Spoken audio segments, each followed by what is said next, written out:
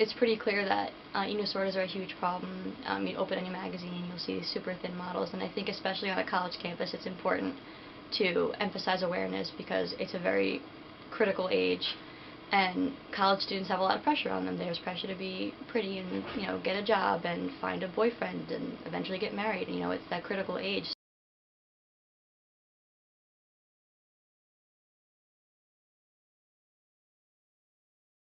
One of the things I've noticed about how people view the issue is that it's very vain. The textbook definition is someone who wants to be thin.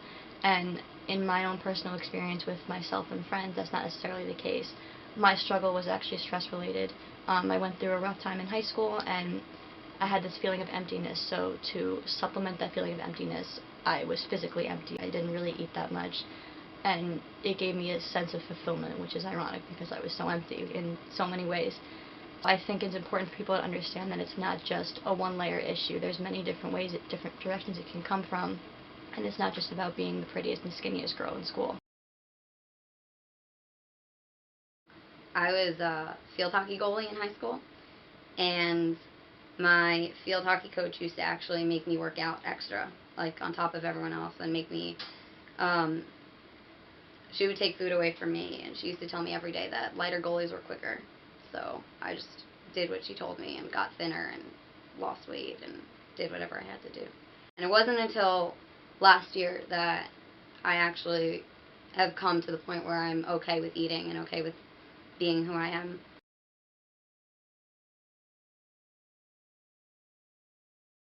With my parents telling me that I was fat for a really long time, specifically my father, and growing up with that's really hard.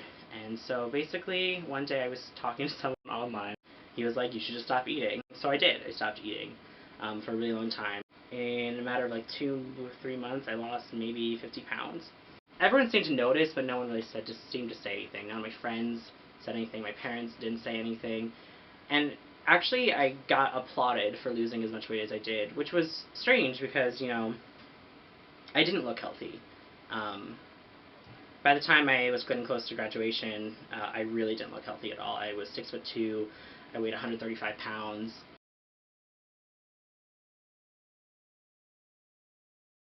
This is my second year as the president of NEDAC, National Eating Disorder Awareness Committee, and the committee was originally brought to campus to plan a week of events during National Eating Disorder Awareness Week.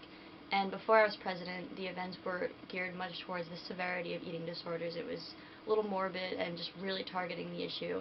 And we found that people were very shy from the topic. It's a very taboo issue, which it shouldn't be, but unfortunately it is. So that wasn't a way to get people to come and address the issue. So in my last 2 years, we've really geared the events more towards positive self-image, because that's more of a prevention of the issue as opposed to addressing it. So if people have a good image, there's no issue to address. So that's really what we're going for this year. I finally am in a place in my life where I know that people are going to love me no matter how much I weigh.